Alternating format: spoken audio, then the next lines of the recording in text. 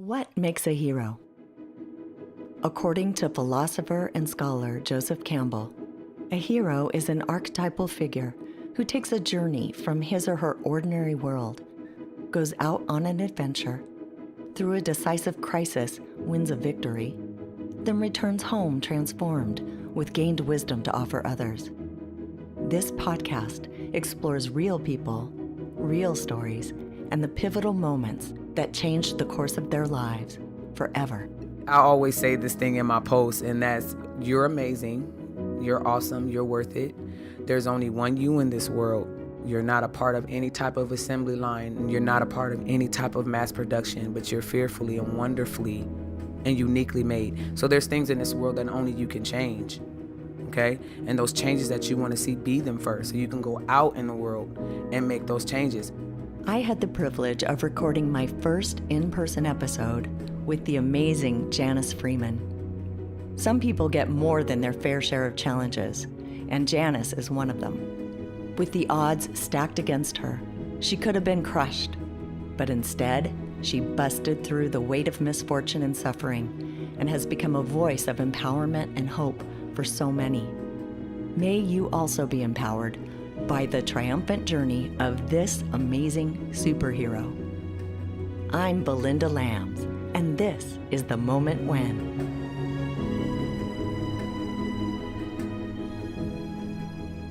The neo-soul artist from Harrisburg, Pennsylvania, Janice Freeman is the voice the nations have yet to hear.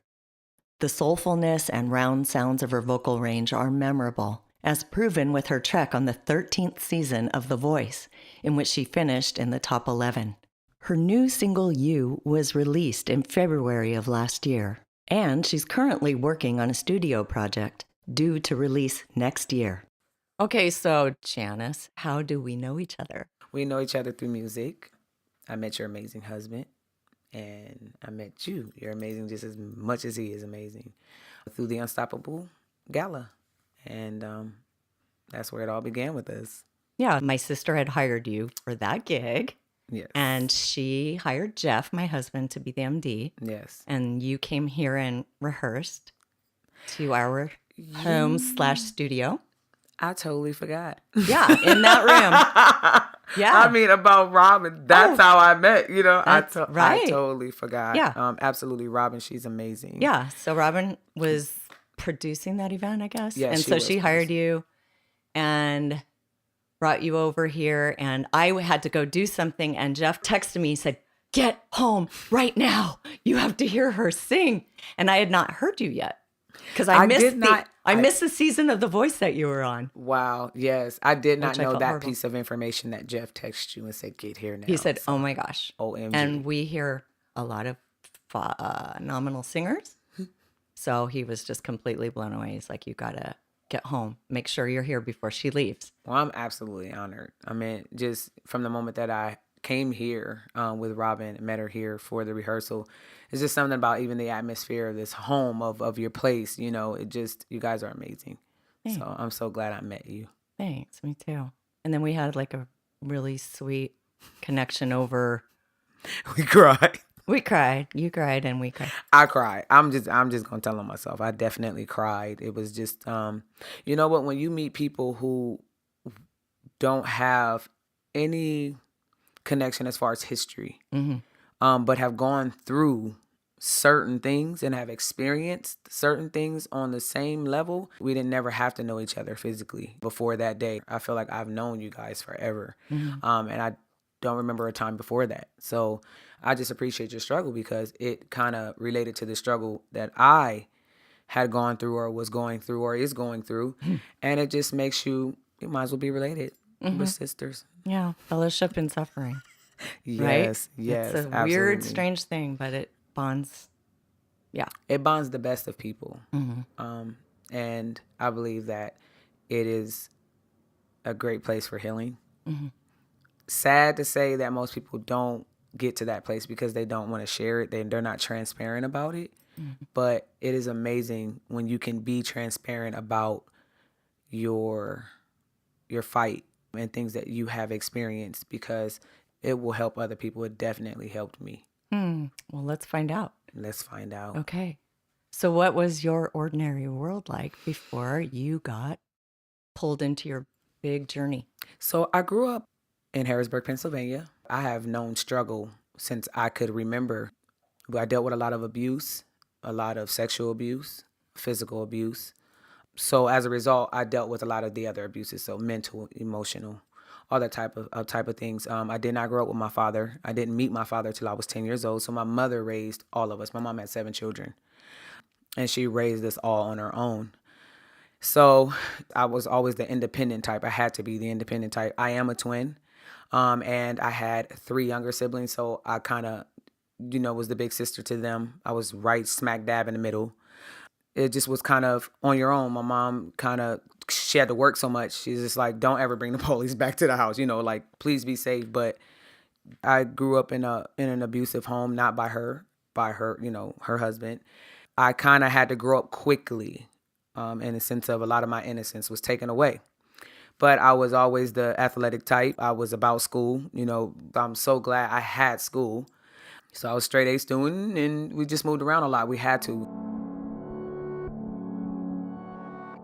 Janice received her first call to adventure in 1999 through a series of tragedies. My grandmother passed away of cancer. My aunt passed away of AIDS, unfortunately. My brother, he's the next to the oldest, he was shot and killed. And my mom's only sister, at that time, her only son was killed a week after my brother was killed. So we had this kind of whiff of death that was like, okay, I'm taking my kids and we're moving to California. We had family out here. So I moved first. My mom moved me first. And they hadn't moved yet, so I moved here to Pasadena, California with my aunt. I just was ending 8th grade, and it was a really hard time for me, experience those series of deaths and then being alone without your family. It was a rough time, trying to identify yourself, who you are, what kind of person you want to be, as opposed to what you've experienced with the sexual abuse and stuff. You just don't know how to deal. I didn't like people.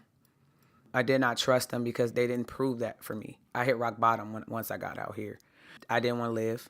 I was a straight A student still, though. I was in track. I was on the swim team. I was on the badminton team. It was so many things that I had going for me, but I just wasn't happy on the inside. So I made a few attempts. To kill yourself? Yeah, to kill myself. Though she thought about it a lot, Janice never followed through until she came to what she called the big one. With a strong desire to end it all, she suddenly had another force pull her in a different direction. I remember walking down the street, walking from the Boys and Girls Club, and I walked into my church. It was a Bible study night, and it changed my life. I sat in the back, and I remember what I had on to this day. I just don't want this. I know something is pulling at me, and I don't know what it is. I just know that if I don't get any help or if I don't have any type of change right now, I am definitely not gonna see. You're not going to see ninth grade. Ninth grade. That was an arrest. I call it a God's arrest for me. That's where he arrested my life, like to get my attention, and I was so glad he did. What particularly spoke to you when you went there? What did you hear that you needed to hear? You know what? I guess I saw a lot of people that looked like me. There were a lot of young people, and I saw a lot of young people active in the church. That's the first time I was presented to praise dancing. I've always sang, so whether I could sing or not, I've always loved music. I never knew about praise dancing, so I saw all these girls who looked like me, my same age, and they were dancing and happy.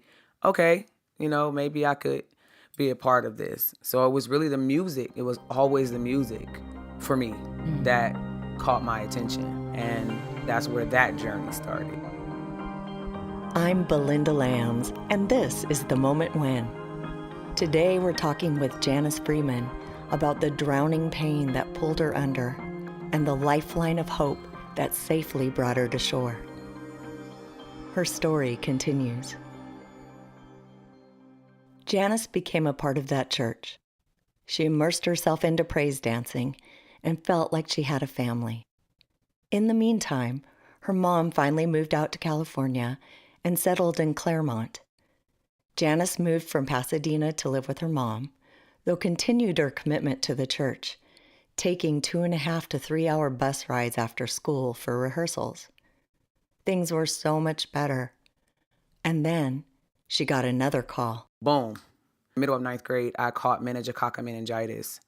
It was the bacteria form. So I remember doing brunch, eating a honey bun and an orange juice and going to class. And yeah, a honey bun and an orange juice. That's how you know. These days I will never forget. And my teacher thought I was playing because I started to shiver, but I wasn't cold. I remember telling her, like, I don't play, with school. So something is wrong. And so she told me to go to the nurse's office. My pastor at that time was the computer teacher there for the computer lab. So as soon as I went to the nurse's office, my temperature was 104. It just shot up. Couldn't move. He came to pray, but they ended up sending me to Huntington, and rigor mortis had already set in. So to breathe was excruciating. Blood cultures, spinal taps. Janice was in a whirlwind of confusion and pain, trying to understand what had happened to her.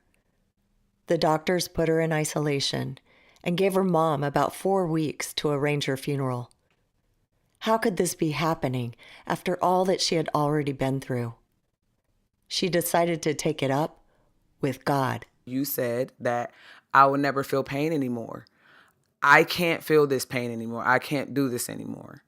So just take me. I'm ready. No, that didn't work.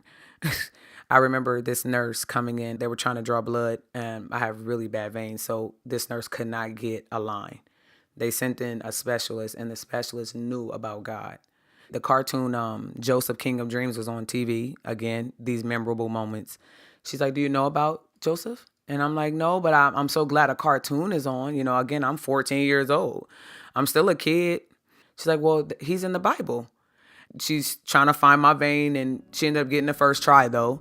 And she's telling me about this, and I start feeling a sense of peace come over me because I was having anxiety attacks. I couldn't move, didn't understand why. I didn't know at the time, what does that mean? What do you mean my body is registering dead, but my spirit and soul is still here? But that's where I know for a fact, like, that's when my relationship started with God. Not at the time that I joined the church. It was a difference. We do service, we help people all the time, but it wasn't until, and I'm connected to, that I met you, looked you in your face, and connected with that pain and even that, that sorrow, those deep places that I felt our relationship started. So it wasn't until I experienced him in pain and in that afraid place that our relationship started. After 9 months of isolation, Janice was able to return home with nursing care, but couldn't go back to school.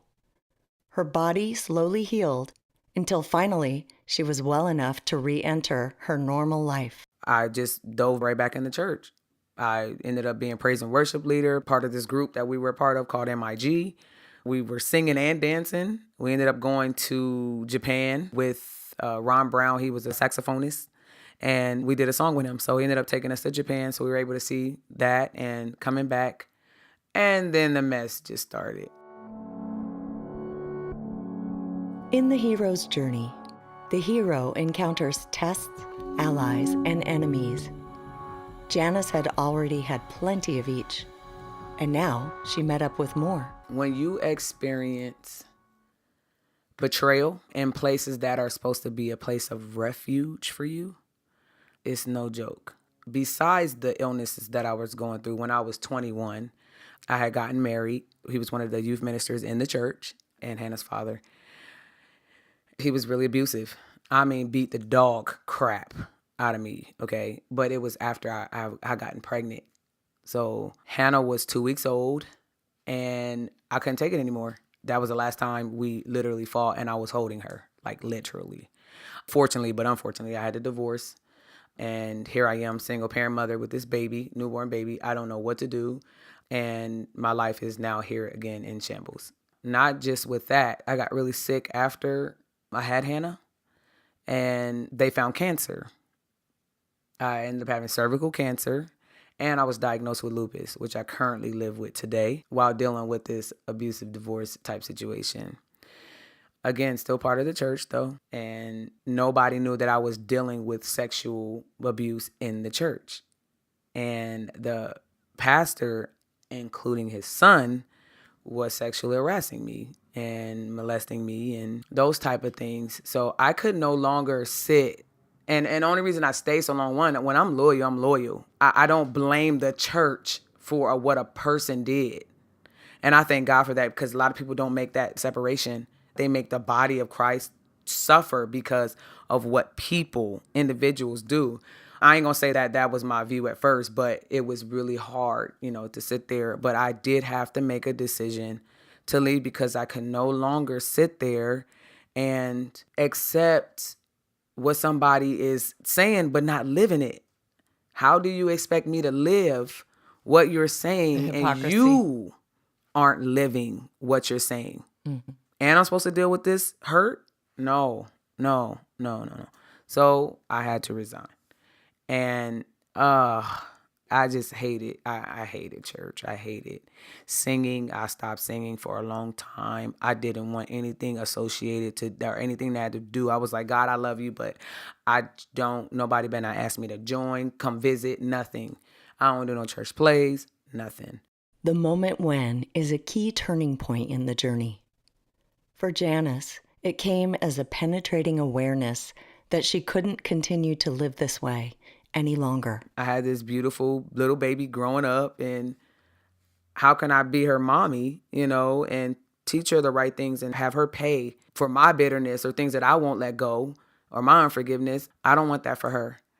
And the moment I let that go, the moment I let what I felt I was entitled to, what I felt, because I'm entitled to this pain. I'm entitled to feeling like, I deserve to be pessimistic, and I don't care.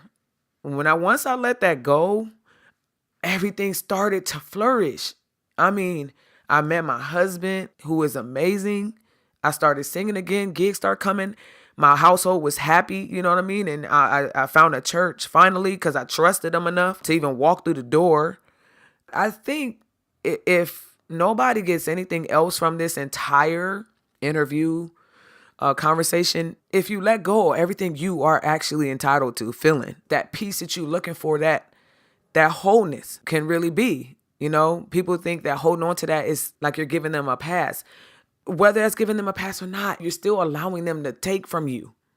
Not forgiving that pastor and his family and what they did after that, how they talked about me, how they spread lies when I didn't do anything. I'm not allowing you to take nothing else from me. I'm not going to allow you to take my future from me either. So I had to forgive. And it's just been the best feeling of my life. I mean, I still deal with a lot of pain and fatigue and treatments and needles and all that stuff. But my spirit, my soul is calm. My soul is at peace. And it's just been the best decision I could have ever made in letting go. You said that your daughter was a catalyst in some way for you to make that decision.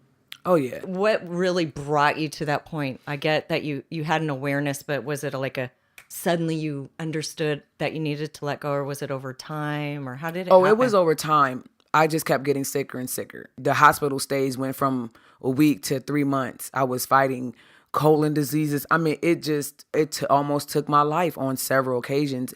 And it was just revealed every day. You try and find ways to hold on to this madness, and it's killing you.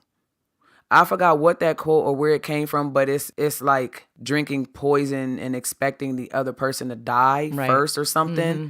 It's true. Mm-hmm. You're killing yourself. Again, I would be the first to say you are absolutely right in how you feel.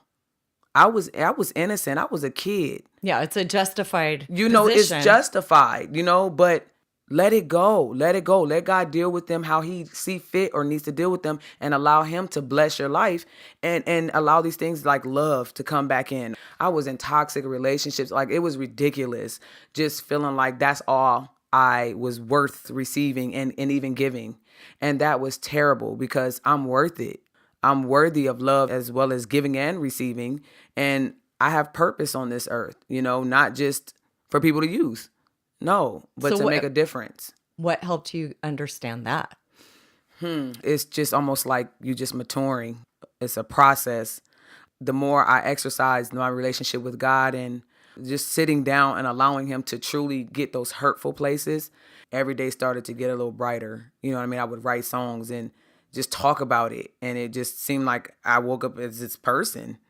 But it's a process. It's definitely a process.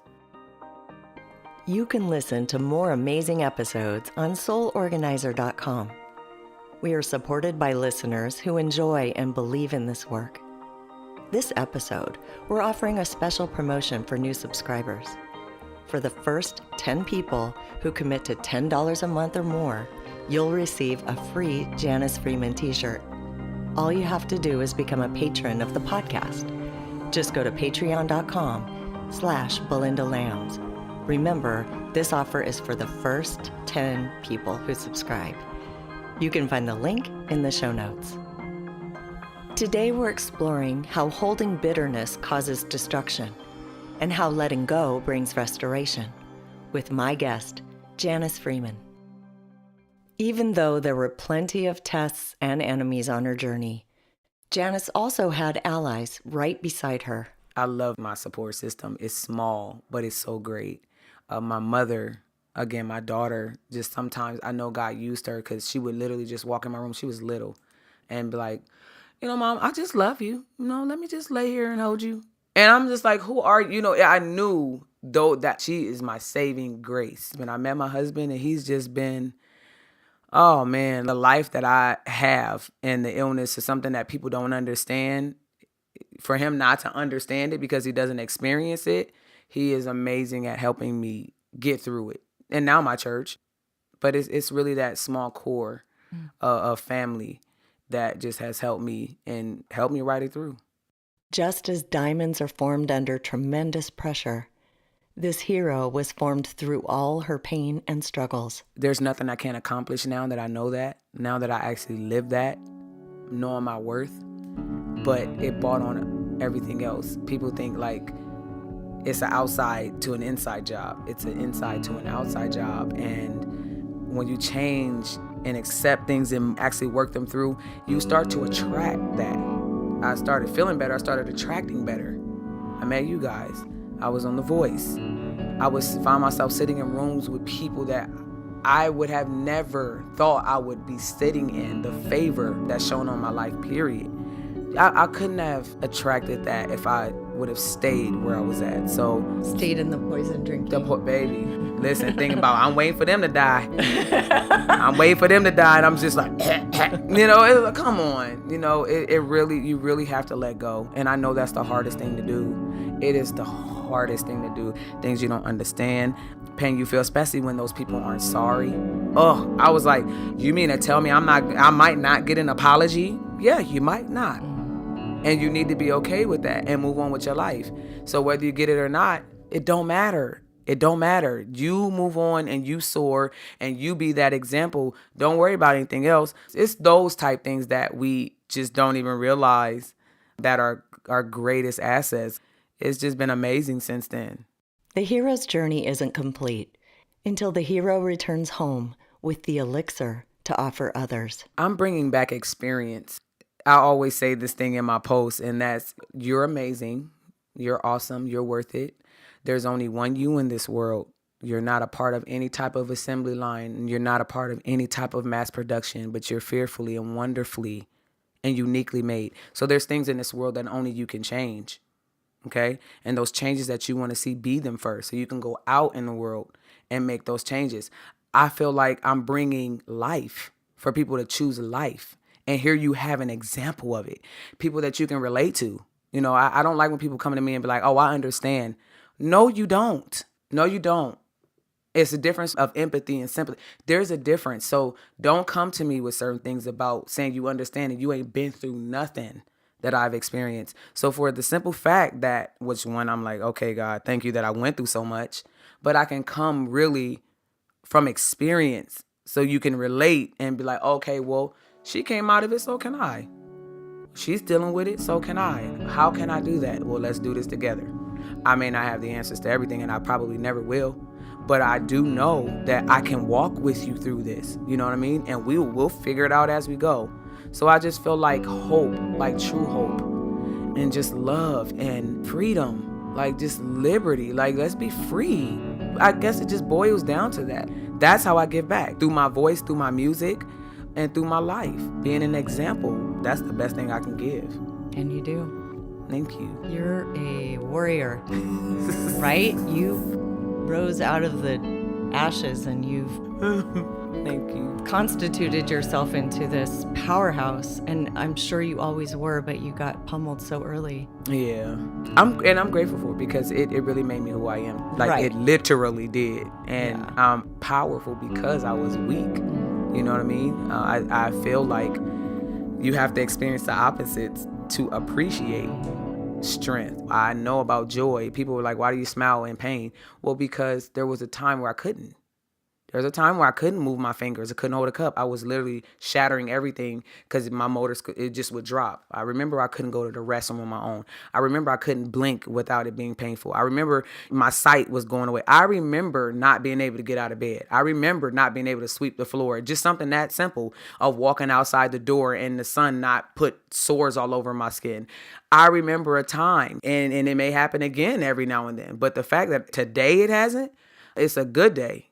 And we don't appreciate those things. We focus on what we don't have or what we're trying to get to instead of appreciating what we have now and the small blessings that are huge blessings. We don't appreciate it. So that's another thing that I bring is appreciate what you have. Appreciate the things that you have right now. If you can wiggle your toes, count it all joy. Literally count it all joy, because there's people who don't have feeling down there and don't even remember they have feet. It's just that simple. So just appreciating life, the small things that we take for granted is not something that is owed to you. No, it is a privilege. So your pain has kept you awake. Oh, yeah. Oh, yeah. I definitely knew I was alive. Isn't that interesting? When you're on the brink of death, you feel life. But that's purpose. Mm-hmm. There's a purpose for everything. And sometimes we need that awakening. Mm-hmm. And I'm like, God, you ain't got to do that no more. I'm good. I'm awake. I'm awake. What'd you say? I'm okay. Like, no. Okay, you got my attention. What happened? I can't do it. I left this superhero with a few words. Oh my gosh. Well, the world is so fortunate to have you.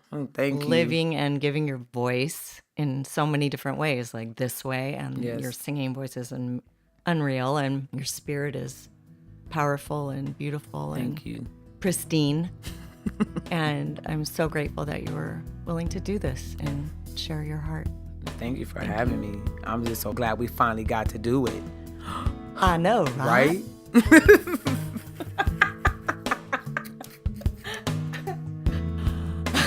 Woo. You can keep up with Janice by following her on Instagram. Check out her upcoming show schedule in the show notes. The Moment When is produced by Soul Organizer. Music is composed by Jeff Lambs. This episode was sponsored by these generous patrons: Jean and Susan Miller, and John and Karen Ferraro. The Moment When is funded by listeners like you. If you enjoy this podcast, then join the wall of generous heroes by becoming a monthly patron of the podcast at patreon.com/Belinda Lambs. And don't forget the special offer.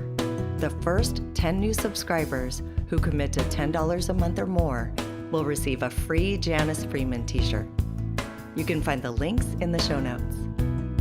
And please subscribe, rate, and review us on iTunes. It really helps. I'm a wisdom life coach, available for private coaching. If you're lost in transition, I would love to help you find your next chapter. Just email me and set up a free discovery session. You can learn more at soulorganizer.com.